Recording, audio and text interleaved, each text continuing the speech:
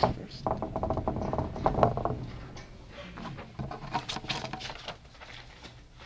Rupert Hart, Cobra. Cobra, Rupert Hart.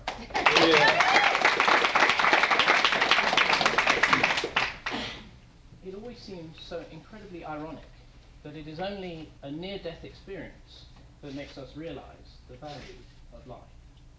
Most of us just sit by the TV and hope and expect that life will just go on forever. But it is our near-death experiences, and I guarantee that everybody here has had at least one near-death experiences. And the near-death experiences of our friends that tell us the value of life. Tonight, I'm going to tell you about what it was like to be attacked by a cobra in deepest, darkest Africa.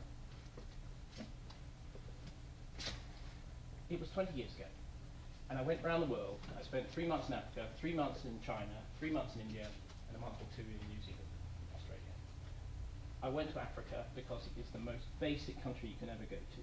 Mud huts, snakes, people who are poor, living at the very, very basic of existence.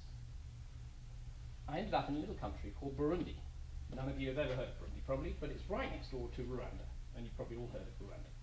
This was a bad time to be there in 1991, but that's near-death experiences for you.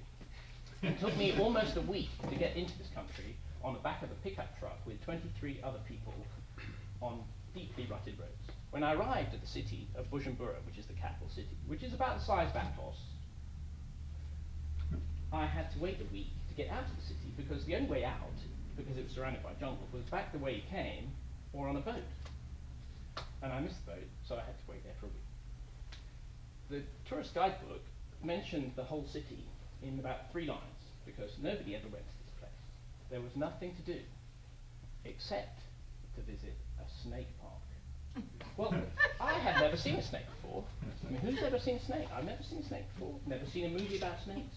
Never read a book about snakes. I knew nothing about snakes, but I thought, I'm in Africa. There's nothing to do. And it's a snake park. So I went to the snake park. So I didn't know where the snake park was. The instructions were very basic. It's 4 miles out of town. Well, there was only one road. There's the road in and the road out. And I knew it wasn't on the road in, so it had to be on the road out. So I walked for a couple of hours, and suddenly I came across, no signs, nothing at all, but I had a hunch I had arrived. Because there, in the middle of a field, was a big round building about the size of this room, but it had no walls and no windows, and it just had a series of desks. So I thought, well, it must be the snake park. I mean, it's obvious. So I walked through the field, got up to this place, and I found one person in there.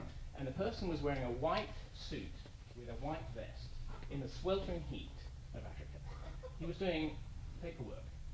He was reading the paper, which is what everybody does in Africa. Anyway, he was delighted to see that somebody turned up, so he insisted that I drank tea with him. So we drank tea and we talked for about 2 hours or so. Finally, he says, I think you're here to see the snakes, aren't you? And I said, well, that's right. And he says, well, I'll tell you what, why don't you go over there and I'll have somebody show you around. I said, okay. So I wandered over into an area maybe about the size of this. And the first thing I saw was a row of rabbit cages, or they're not really rabbit cages, but sort of cages about this size. We call them rabbit hutches. And at the front it had sort of chicken wire, but a little bit closer together. You could have poked your finger through, but that was about it. There were no little signs, there were no labels, there was nothing. I thought, fair enough. And right in front of these cages was a very handy handrail about here, so I thought, oh, that's great. Anyway, I had time to kill, so I walked up to the first cage, and I looked in there, and there was a little snake, and my nose was maybe this far from the grill, and I looked in, and there was this snake, and the snake was maybe this diameter, and it was black.